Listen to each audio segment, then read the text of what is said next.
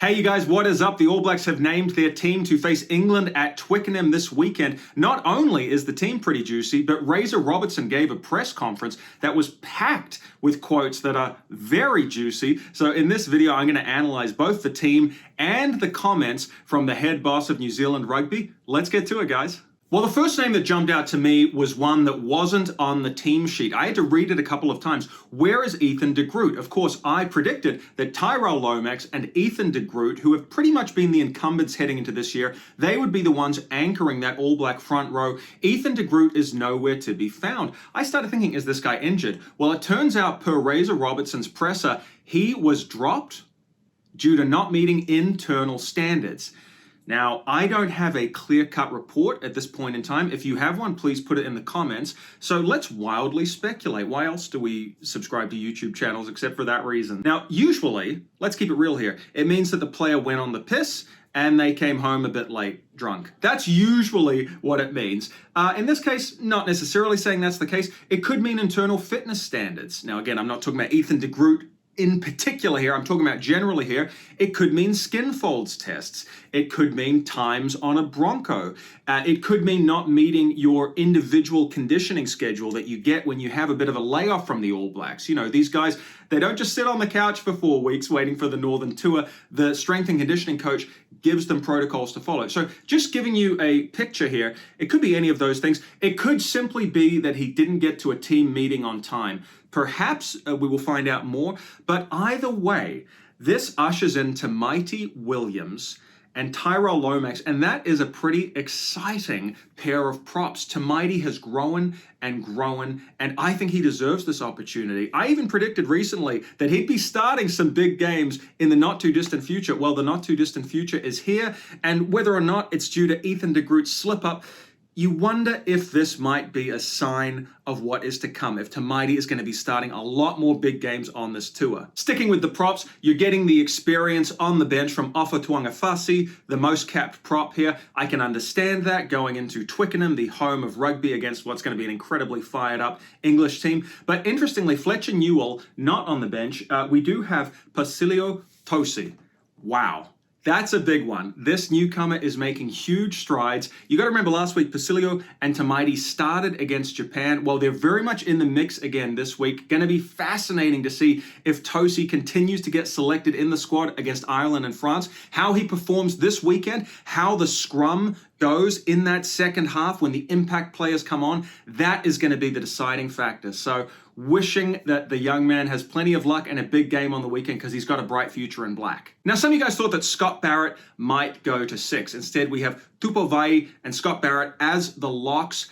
I think that is a good thing. I'm not sure that we needed to go back to Barrett at 6, 2 locks, maybe just too many chefs spoiling the broth at that point. I think you have 2 rock-solid locks here, particularly given the evolution of Tupou Vaa'i, who has been the biggest mover in the All Blacks forward pack this year. Also gives you the nice insurance policy of Patrick Tuipulotu, who did a fantastic job, not just in his own personal form, but captaining the All Blacks last week against Japan, underlined his leadership credentials. He is a great guy to bring on if we're looking to squeeze a bit more out of the bench, which has underperformed this year. So I'm really liking the balance there. Here's the other thing. You need to have Wallace Sititi in the loose forward mix. If you put Barrett at 6, you'd hate to see Sititi drop out because you just got the feeling that Sam Cane was going to be starting this big game. So I think we're going to have to wait till 2025 to see Ardie Savea going back to 7, his OG position. We've got the old firm here, Cane at 7,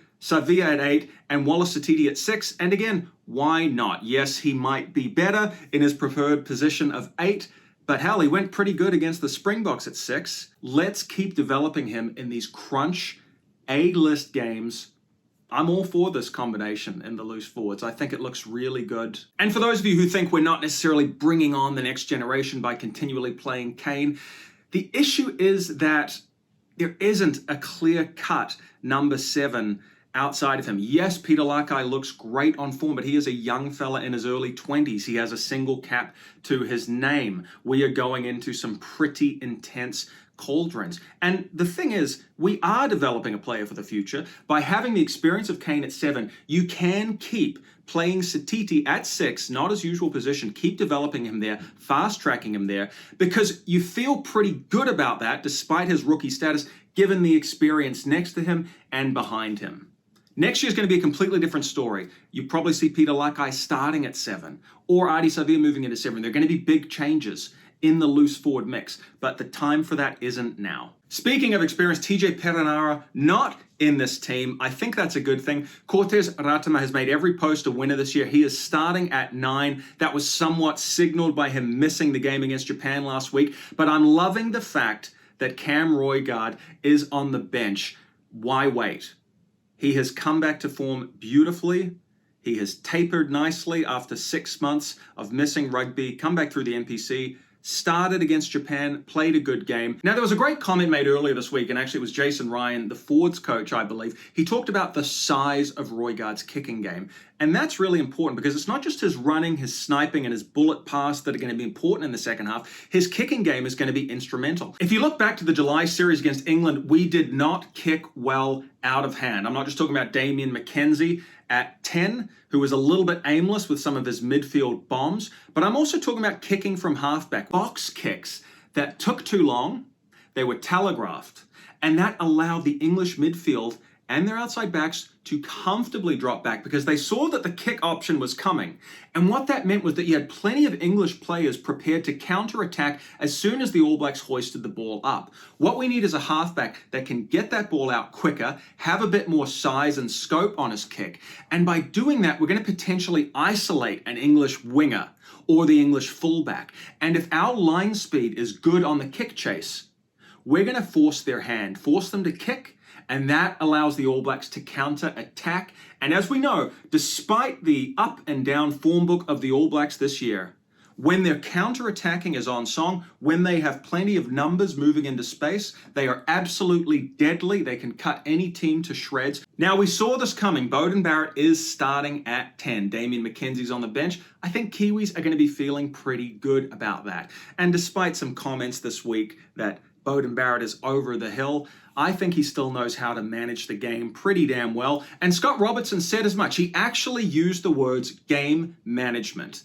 It was kind of coaxed out of him by the journalists pressing him, and he gave that one up. He's really loath to say anything negative about Damien McKenzie. He does not want to undermine his confidence. He's poured 8 starts into him this year, don't forget that. But admitting that the game management and the tactical play from Beauden is superior was a pretty big admission to get out of that press conference, and he's not wrong. To me, this looks like a more balanced All Blacks attack with Beauden there running the cutter at 10, and then we have Damien McKenzie coming on to look forward to. He's at his best, I think, in those last 30 minutes of the game when his mobility, his line breaking, and the width of his pass can create havoc. So, I think this was the right call from Razor. And he's gone for experience in the midfield too. No surprises there. Geordie Barrett and Rieko Ioane continue as the midfield firm.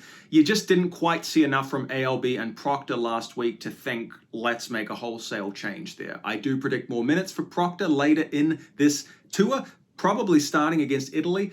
But again, not necessarily the week right now. Caleb Clark and Mark Talea are your wingers with Will Jordan at fullback. But let's look at the bench. There's a couple more little interesting nuggets here. Samipeni Finau is there on the bench. So it just shows, even though his stock had dropped, he's back in the reckoning after we got hit with those 3 loose forward injuries. And this guy needs to make a statement. He really needs to make a good statement. He started against England early this year, did not set the world on fire, couldn't impose his physicality. There were signs against Japan that he's starting to do it at international level, but he's going to need a big one this week if he's going to continue in the mix into next year and beyond. As for the English, the return of Henry Slade at centre is the big talking point. You know, we've got a couple of All Blacks boys a little bit undercooked, like Geordie Barrett. You know, he hasn't played any rugby for about 5 weeks. Well, Slade has really played less than an hour of rugby in recent times, but clearly they think he is the man in the midfield. He's going to really help that team unleash its full attacking potential, even if he is a bit raw and undercooked in terms of recent rugby minutes. The other big one, of course, is Marcus Smith at 10. A hell of a player who's been compared to Carlos Spencer. and he certainly does have that mercurial gift for running rugby. He makes the English look much more dangerous on attack. But for me, it's all going to start in the loose forwards. We saw that earlier this year when Ben Earl, the number 8, can dent the line, get those post-tackle meters. He is incredibly dangerous. And not just that, Chandler Cunningham-South, incredibly mobile, devastating player. And then we've got the return of the workhorse, Tom Curry. So for me, that is a scary loose forward combination. If England is going to get the win, I'm predicting those guys are going to have big games. They're going to attack the breakdown. I think whoever can boss the breakdown is ultimately going to get the W here.